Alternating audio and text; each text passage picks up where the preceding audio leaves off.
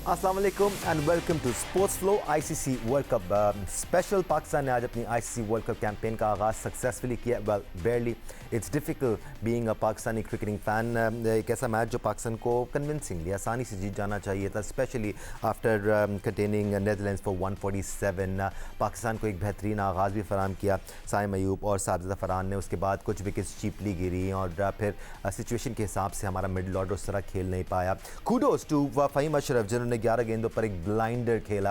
It was a cameo that one the match for Pakistan, क्योंकि उन्होंने down the order 29 run बनाए। इस match से पहले हम क्वेश्चन कर रहे थे फ़हीम अशरफ की जगह को, लेकिन आज उन्होंने पाकिस्तान को ये जीत दिलाई सिंगल हैंडेडली। छोटी टीमों के खिलाफ तो इस किस्म की परफॉर्मेंसेस से आप मैचेस किसी न किसी तरह से जीत सकते हैं, क्लोज विंस हासिल कर सकते हैं, लेकिन बड़ी टीमें इस तरह आपको मौके फराहम करेंगी नहीं। बड़ी टीमों को अगर उस तरह का आगाज़ मिले जिस तरह नेदरलैंड्स को मिला, तो वो इस तरह 147 पे बंडल आउट बहुत कम ही होंगी। और साथ साथ जब वो आपके साथ आउट कर लेते हैं तो उसके बाद आखिर 2-3 ओवर्स में वो कैचेस कम ही छोड़ते हैं, जिस तरह आज नज़र आया। फ़हीम अशरफ का एक बहुत ही क्रूशियल कैच ड्रॉप किया मैक्स ओडाउड ने, जिसकी वजह से फ़हीम अशरफ उसके बाद वाले ओवर में 3 छक्के और 1 चौका लगाने में कामयाब हुए and eventually Pakistan one the match. Shaky start for team Pakistan, but अच्छी बात यह है कि पाकिस्तान ने जीत के साथ इस टूर्नामेंट का आगाज़ किया है। इसके बाद पाकिस्तान ने यूएसए और नमीबिया के खिलाफ खेलना है। पाकिस्तान 15 तारीख को भारत के खिलाफ मैच नहीं खेल रहा है, तो पाकिस्तान को ये तीनों मैचेस कन्विंसिंगली जीतने हैं,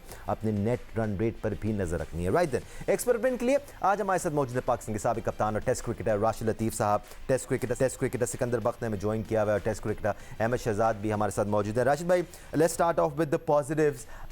पाकिस्तान ने एक तो अच्छी बॉलिंग का मुजाहरा किया, हम उसके बारे में बाद में चल के बात करेंगे, लेकिन ये मैच सिंगल हैंडेडली आखिर में फ़हीम अशरफ ने आपको जिताया है, क्योंकि जिस वक्त फ़हीम अशरफ आए थे उस वक्त सिचुएशन बहुत ज़्यादा मुश्किल हो गई थी। इनफैक्ट 2 ओवर्स में आपको 31 रन दरकार थे, ऑलमोस्ट मैच ओवर हो गया था उस वक्त। बहुत अहम मैच है ये। मैच था जो जीता पाकिस्तान ने, क्योंकि जो चीज चल रही है कि हम भारत के खिलाफ नहीं खेल रहे हैं, पूरी दुनिया में एक ही खबर है, और उसमें पाकिस्तान अगर बुलाना रहता हॉलैंड से हार जाता नीदरलैंड से, तो बहुत अच्छा नहीं रहता पाकिस्तान क्रिकेट के लिए और हमारे लिए भी। लेकिन पूरे मैच तो आप लोगों ने देख ही लिया है, लेकिन खास बात वही फ़हीम अशरफ की जो 24 रन दिए उन्होंने 19th ओवर में, वो मेन था। एक कैच जरूर टूटा और टूटते हैं कैच, 3 छक्के 1 चौका उन्होंने मारा और वो कर सकते थे। पास में भी उन्होंने जहां फ्रेंचाइज में खेलते थे बैटिंग उम्दा करते हैं, उनका नंबर नीचे है, ये हमने बड़ी दफा बात की। लेकिन हमारे जो 3 ऑलराउंडर हैं अभी आउट हो गए, 2 शादाब और नवाज, इन पे बहुत डिपेंड कर रहे हैं हम लोग, जी क्योंकि अच्छे बैटर्स हैं, अच्छी बैटिंग करते हैं, पास में भी की हुई है। जी बस हमें जो गिला है या हमारे शिकवा कह लें, या हमें एतमाद नहीं है हमारे मिडिल ऑर्डर पे, चाहे वो बाबर हो, चाहे उस्मान हो, चाहे फखर जमान खेले, हमें बिल्कुल एतमाद नहीं आ रहा। और आज का मैच तो उन्हीं के लिए था, इतना आसान मैच। अब सारा रन अप बॉल रह गया था, उससे भी कम रह गया होगा, जी जी जी लेकिन जिस तरह से आउट हो गया है, रेकलेस शॉट मारे हैं, और सिंगल का गेम होता है, जब आपको पता है कि सिचुएशन क्या है, कंडीशन ऐसी है, तो हम इस तरह से मैच जीत जाएंगे। वो आखिर में सिर्फ छक्के ही लगते तो आप जीतते। और क्रेडिट जाता है फ़हीम अशरफ, जिनको पिछले 3 T20 के वर्ल्ड कप नहीं खिलाए गए, 21 का हो, 22 का हो या 24 का हो, वो उनका ये फॉर्मेट पूरा जाता है, चाहे जैसी भी पिच हो। और हमने मिस किया था इनको ऑस्ट्रेलिया में 22 में, जहाँ नवाज को आखिरी ओवर करना पड़ गया था, वहां पर फ़हीम अशरफ को होना चाहिए। जिस पॉइंट की राशिद लतीफ़ साहब बात कर रहे हैं, उस पॉइंट पर पाकिस्तान को 50 गेंदों पर 53 रन दरकार थे। उसके बाद ऐसा क्या हुआ, हम इस पर बारे में बात करें। मान लिया के चेहरे पर इस वक्त और क्यों ना नजर आए, क्योंकि पाकिस्तान ने सक्सेसफुली अपनी आईसीसी वर्ल्ड कप कैंपेन का आगाज़ किया है। और बड़ी वैल्यूबल बात सलमान अली आगा ने यहाँ पर की कि वो कंडीशन जहाँ पर एक बैटर अगर सेटल हो जाता है तो फिर उसके लिए बैटिंग आसान हो जाती है, और यही इख्तलाफ हमें आज पाकिस्तानी बैटिंग लाइनअप से रहा है कि बैटर सेट हुए हैं और उसके बाद चीपली अपनी विकेट्स गवा के गए। हम इस बारे में बात करेंगे। सिक्कू भाई, मैं थोड़ा सा प्रोग्राम के आगाज़ में पॉजिटिव से फोकस करना चाह रहा हूँ। एक बार फिर पॉजिटिव आपके लिए यकीनी तौर पर आपकी स्पिन बॉलिंग डिपार्टमेंट था, जिस तरह अबरार अहमद ने चीज़ों को कंट्रोल किया, खासतौर पर जो आगाज़ मिला था नेदरलैंड्स को, पेसर्स को उन्होंने आड़े हाथों लिया, अग्रेशन का मुजाहरा किया, आपके स्पिनर्स आए और उन्होंने चीज़ों को कंट्रोल किया, जिसकी वजह से आप उन पर प्रेशर डालते चले गए आखिरी वक्त तक। देखिए, मैं प्रोग्राम का शुरू के अंदर जब ऑस्ट्रेलियन की मैचेस हो रहे थे, मैं आप लोगों को क्या कह रहा था, मैंने सवाल उठाया था, मैंने अहमद शहजाद से भी पूछा था कि वहाँ की पिचेस क्या ऐसी ब्रेक होती हैं कि इतनी स्लो ब्रेक, बिल्कुल ठुस विकटें हमने बनाई हुई थी और हमने ऑस्ट्रेलिया को हरा के हमने कहा जी काम हो गया। मगर इधर दो चीज़ें अच्छी हुई, उन्होंने जाके पिच देखा, उन्होंने कहा आई एम सरप्राइज यहाँ पे घास है ये उनको भाई पिच है कोई सी भी हो सकती है। मूवमेंट था नहीं अलबत्ता पेसर्स के लिए, नहीं वो था नहीं, वो तिखे बॉलर नहीं थे हमारे बॉलर, तो मुझे तो नहीं लगता कि शाइन 100% फिट है। खैर एनीवे टीम अच्छी सेलेक्ट की उन्होंने, बहुत अक्लमंदी के साथ की कि उन्होंने ऑलराउंडर को रखा, इसलिए कि पिच ऐसी थी उसने सीमर को यानी फ़हीम को एक ओवर भी नहीं कराया। दूसरी चीज़ जो मुझे सरप्राइज की है कि साइम से आप नया गेंद कराते रहे वहाँ पे, इधर एक ओवर भी नहीं दिया, एक ओवर दिया वो भी जाकर 16th ओवर में। मैंने नोट डाउन करता रहता हूँ चीज़ें, तो 10वें ओवर पे मैंने सोचा यार उसको क्यों नहीं बॉल करा रहे, 17th ओवर पे आप उसको लेकर आए, तो आई एम रियली सरप्राइज। देखिए अब जरूरी नहीं होता कि वो जैसे कि BBL में वो करते हैं, पहला ओवर करा के शाहीन को चेंज करते थे फिर 7th ओवर में लाते थे, आपको भी यही करना चाहिए था, स्पिनर को नया बॉल से ज़रूर बॉल कराना चाहिए था। वो एक ऐसी टीम है यूरोप की टीम जो कि स्पिनर्स को इतना अच्छा नहीं खेलते ये लोग, तो ये थोड़ी मोटी मिस्टेक्स हुई हैं। बाकी ये कि टीम सिलेक्शन सही थी, हम जीत गए मगर इतना मज़ा नहीं आया। अच्छा आई एम सरप्राइज, क्या आप कह रहे हैं टीम सिलेक्शन सही थी? हम इस बारे में बात करेंगे किस तरह पाकिस्तान थोड़ा बहुत ट्वीकिंग करके इस टीम को 11 की बात कर रहा हूँ। हाँ मैं भी 11 की बात कर रहा हूँ, बिकॉज जितने ऑफ कलर शाहीन शाह अफरीदी इस वक्त नजर आ रहे हैं, ये सवाल तो बनता है कि क्या उनकी जगह बनती है नहीं बनती प्लेइंग 11 में, is there a way around it? क्या आप साइम से नया बॉल करा सकते हैं सलमान मिर्जा के साथ? क्या ये कॉम्बिनेशन हो सकता है? हम आगे चल के इस बारे में बात करेंगे अहमद, टाइम है हमारे पास। अभी मैं आपसे स्पिनर्स के बारे में बात करना चाह रहा हूँ Ahmed, because we focusing on the positives. Abrar Ahmed once again उन्होंने अच्छी बॉलिंग कराई, नवाज ने उनका भरपूर साथ दिया, सही मोमेंट्स पर विकेट्स हासिल की, जिसकी वजह से हम प्रेशर एक्सर्ट करते रहे नेदरलैंड्स पे।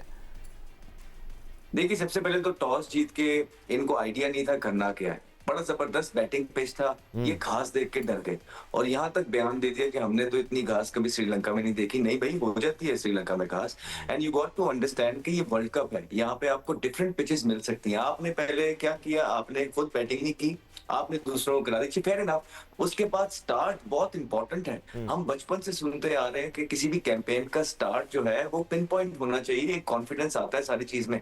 आपका स्टार्ट बहुत वेवर्ड था, 2 ओवरों में 23 रन पे गए शाहीन और प्रीमियम फास्ट बॉलर है पाकिस्तान के, एक्सपेक्टेशन है, उन्होंने पास में करके दिखाया है और उन्होंने 4 ओवर भी कंप्लीट नहीं किए, it's a sign of concern. उसके बाद फहीम अशरफ ने पूरे गेम के अंदर 1 ओवर नहीं डाला और उनको खिलाया, वो तो वल्लाही आलम वो परफॉर्मेंस बैटिंग से कर गए, उनको बॉलिंग के लिए खिलाया था, वो बैटिंग से आपको मैच जितवा गए। यहाँ तक सिचुएशन, फिर एक टाइम था कि they were off to flyer, inexperience क्योंकि कम क्रिकेट खेलते हैं की वजह से वो फंस गए। 175 आराम से हो रहा था नेदरलैंड की तरफ से, जब 13वें ओवर में उन्होंने गंदा शॉट मार के एक और विकेट गिरा, फिर बैक टू बैक विकेट आए, उसकी वजह से इनका स्कोर रुक गया, जहां पाकिस्तान ने अच्छी बॉलिंग करके, क्योंकि अबरार आपका स्टैंड आउट स्पिनर है, इब्रार को आप लेके आए, ना सिर्फ उसने मेन विकेट्स लिए, उसके बाद उसने रन्स भी कंट्रोल, फिर आपने एक गैम्बल किया है एंड में जाके 57वें ओवर में आपने साइम अयूब को ओवर कराया है। ठीक है, साइम अयूब आउट कर गया, क्या आप ऐसे ही करेंगे हर मैच के अंदर? बिकॉज यहाँ पे तो वो बैट्समैन अच्छे तगड़े ढूंढ रहे होते हैं कि कोई पेस ऑफ मिले और हम उसको 18-20 स्कोर कर दें,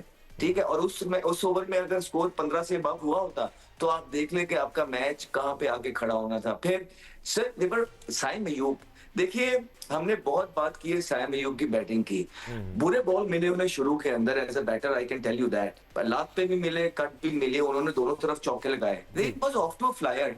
फिर जरूरत क्या है उनको against the spin no look shot मारने की, लात रख के, और स्पिनर बॉलिंग कर रहा है, आप उसको मारे, बिल्कुल मारने जाए, मारते हुए आउट हो जाए, आपको आजकल कोई कुछ नहीं कहेगा, लेकिन एटलीस्ट विद द स्पिन तो मारने जाए, एटलीस्ट जहां पे आपका मारना बनता है वहां मारना जाए। एक रेपुटेशन कैरी कर रहे हैं आप, बड़े अरसे से आपको सपोर्ट इसलिए किया जा रहा है टीम के अंदर कि यार आप कभी तो खड़े होके मैच को सीधा करेंगे, नहीं मैच सीधा नहीं करना, अपना 12 बॉलों में 25 करके निकले। उसके बाद सलमान अली आगा ने आके अटैक किया, मारने गए, हाथों में चली गई, फिर क्रेडिट जाता है साहिबजादा फरहान को। अगर वहां साहिबजादा फरहान अपना 50 ना करते, जो कि ज्यादातर स्कोर उन्होंने सर्कल के बाहर किए हैं, तो पाकिस्तान टीम का क्या बनता?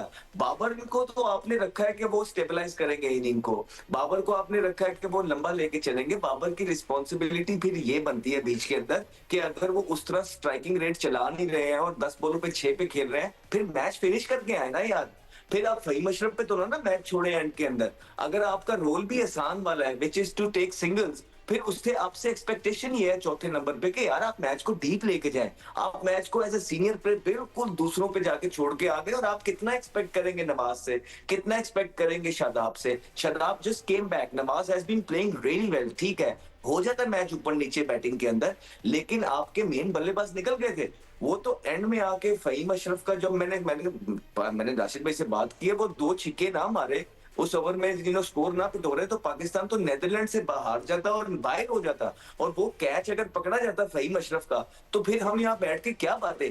देखिए कभी तो कोई कन्विंसिंग परफॉर्मेंस हम भी डिजर्व करते हैं एज अ पाकिस्तान नेशन, ठीक है ना। सो कहने का मकसद है अपनी गलतियों से सीखना है। इस पहले मैच ने आपको बहुत बड़ी वेकअप कॉल आपको भी दे दी है, हमें भी दे दी, और क्रिकेट बोर्ड को भी मिल गई होगी। लेट्स सी के अपनी गलतियों से सीख के कैसे आगे बढ़ते हैं। फिलहाल हम थोड़ा सा बॉलिंग पे बात करना चाह रहे थे, बट चूंकि अहमद आप सिचुएशन और डिस्कशन बैटिंग की तरफ ले गए, तो मैं राशिद लतीफ़ साहब आपकी तरफ बैटिंग डिपार्टमेंट को लेके आ जाता हूँ। ये जो डिस्कशन है ना कि हर प्लेयर को अपनी विकेट की इंपॉर्टेंस को रियलाइज़ करना है, ये बहुत इंपॉर्टेंट डिस्कशन है राशिद लतीफ़ साहब, बिकॉज छोटी टीमों के खिलाफ तो आप ये 20-30 की परफॉर्मेंसेज दिखाकर मैचेस अपने फेवर में मोड़ सकते हैं, बट बड़ी टीमों के खिलाफ इन प्लेयर्स को खासतौर पे रियलाइज़ करना होगा कि अगर आप 25-30 रन बना के सेट हो जाते हैं, कंडीशन से हम आंग हो जाते हैं, तो आपको फिर 70, 80, 90, 100 रन की इनिंग्स खेलनी है, and those are the players that win you matches. Rashid Latif साहब जी बिल्कुल जिम्मेदारी लेनी होगी, फिनिशर बनना पड़ेगा प्लेयर्स को। और यहाँ पे नजर नहीं आया कि हम छोटी टीम नहीं कहेंगे, पार्टिसिपेट कर रहे हैं, नेदरलैंड है, यूएसए, नामीबिया अच्छी टीम है, लेकिन खतरा लग रहा है आज के मैच के बाद, तो बहुत खतरा लग रहा है कि कुछ भी मैच में हो सकता है। और पहला राउंड ही हमारे लिए मुश्किल बना हुआ है, चाहे 23 का वर्ल्ड कप हो या 24 का अमेरिका वेस्ट इंडीज का वर्ल्ड कप हो। हम छोटी टीमों से खेल खेल के, ऐसी टीमों से खेल खेल के वैसे ही बनते चले जा रहे हैं। मैं बात करता हूँ अंडर 19 को भी देख लें, हमने एक समीर की अच्छी बैटिंग के बाद हमने एशिया कप जीत लिया, उसके बाद हमारे 2 अच्छे मैच हुए, एक इंग्लैंड से एक इंडिया से। अंडर 19 की भी लेवल वही है, जो कि कोशिश उनकी यही है कि हम अपनी तरह की टीमों से जीतें, और वही चीज बनी है आज के मैच में भी। अगर देखें 28-29 रन बहुत होते हैं दो ओवर में, फहीम अशरफ लेके चले गए, उनकी मेहरबानी है, वरना अहमद सही कह रहे हैं कि हम कहाँ के रह जाते हैं, बहुत मुश्किल हो जाता है सर्वाइव करना। ऐसे हम भी क्रिटिसाइज करते हैं, लेकिन हम ये भी नहीं चाहते कि यार ये यहीं पे हार जाए। हाँ जाओ, वेस्ट इंडीज की तगड़ी टीम से हारे, इंडिया से खेलो, ऑस्ट्रेलिया को हारो, वो कोई मसला नहीं है, लेकिन हम यूएसए से हार जाए, नेदरलैंड से हार जाए, आयरलैंड से हार जाए, ये हमारी हिस्ट्री रही है। ऑस्ट्रेलिया टीम आई थी, उसमें 3 टॉस जीते, तीनों में हमने बैटिंग की, एक में तो कर लेते यार, तैयारी करने जा रहे हो, एक में कर लेते बैटिंग बाद में। और आज क्या हुआ, आपकी तो तैयारी नहीं थी कि हम दोबारा दूसरी इनिंग में बैटिंग करके चेज करें, तो आपकी प्रिपरेशन ही ठीक नहीं थी, तो हम किसको बोले, क्योंकि हमारे जो मैनेजमेंट है उसने पहले टॉस जीत के बैटिंग करते हुए चले आ रहे थे, क्योंकि हमें सीरीज जीतना बहुत जरूरी थी। लेकिन ये अगर आज का मैच हम हार जाते तो ये इनकी प्लानिंग जो की हुई है, मैं नहीं समझता कि बहुत बड़ा टारगेट जो है आगे आने वाले, चाहे अमेरिका हो चाहे नामीबिया हो, अगर 175 रन करते हैं, चेज करना बहुत मुश्किल हो जाएगा। 3 टॉप ऑर्डर बैट्समैन है हमारे पास जो रन कर रहे हैं, इन फॉर्म है। उसके बाद आप स्ट्राइक रेट देख लें, सबका 100 भी नहीं है किसी का, नीचे आके 260 का जाके फहीम अशरफ का बनता है, बाकी 3 का 150 प्लस होगा। तो ये बहुत ज्यादा मिडिल ऑर्डर का पहली दफा हो रहा है कि वर्ल्ड कप में जाने से पहले हम सब, हर कोई, पूरी दुनिया बोल रही है मिडिल ऑर्डर पाकिस्तान की वीक है। और ये अनफॉर्चुनेटली ये भी कोई नई बात नहीं है राशिद लतीफ़ साहब पाकिस्तानी क्रिकेटिंग फैंस के लिए कि जब मौका होता है एक्सपेरिमेंटेशन करने का, चाहे वो चेस करने की बात हो या नए प्लेयर्स को इंडक्ट करने की बात हो या बेंच प्लेयर्स को आजमाने की बात हो, तब नहीं किया जाता, और बड़े इवेंट्स में फिर सिचुएशन ऐसी क्रिएट हो जाती है कि हम फंस जाते हैं, जिसे आज पाकिस्तान को चेस करना पड़ा। That's exactly what you were talking about. Sikku भाई, अब ट्वीकिंग की ज़रा हम बैलेंस की ट्वीकिंग की बात कर लेते हैं, बिकॉज ये डिस्कशन रहेगा हमारे सामने। मिडल ऑर्डर में आज हमने स्ट्रगल किया, वजह फरमा रहे सलमान अली आगा भी कि ऊपर से जब विकेटें गिर गई तो थोड़ा सा प्रेशर हम पर आया, जिसकी वजह से इनिंग्स को कंसोलिडेट करना पड़ा। बट क्या मिडिल ऑर्डर में बाबर आजम जस्टिफाई कर पा रहे हैं उस पोजीशन को? बिकॉज आपके पास ख्वाजा नाफे हैं जो तेज़ खेलते हैं, क्या आप उन पे एक नए लड़के पर बैंक कर सकते हैं, रिलाई कर सकते हैं, या फिर आप बाबर आजम के साथ ही जाएंगे? देखो आज सिचुएशन थी ना, वो तो बहुत ही आइडियल थी बाबर के लिए, खड़े रहते वो, आउट ही नहीं होते आखिरी तक। टेलर मेड थी। टेलर मेड थी। जो मैंने जब आप लोगों ने पूछा था इनकी सिलेक्शन सही, तो मैंने कहा सेकंड टाइम बैटिंग 150 का target, he is the ideal player, मगर वो फेल हो गए इधर।